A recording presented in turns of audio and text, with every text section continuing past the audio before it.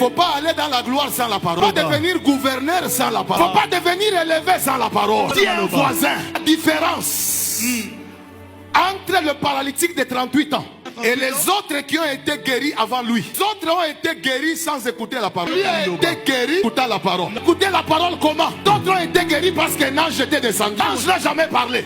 Qu'ils sont partis sans connaître le secret de la maintenance de la guérison. Mais lui qui est resté à la piscine, resté à l'église, il a d'abord rencontré Jésus, il a d'abord conversé avec Jésus, et Jésus lui a dit, lève-toi, prends ton lit et marche. Là c'était d'abord la proclamation. Et après, cet homme n'est pas allé fêter en dehors, il est allé dans le temple, il a suivi là-bas. On lui donnait maintenant le secret de la maintenance de la guérison. Il va lui dire, vu que tu as été guéri, il dit yes. Alors il lui dit, va. Ne pêche plus, de peur que quelque chose de pire. C'était tout un séminaire. Il lui a révélé que si tu étais malade, c'est à cause du péché.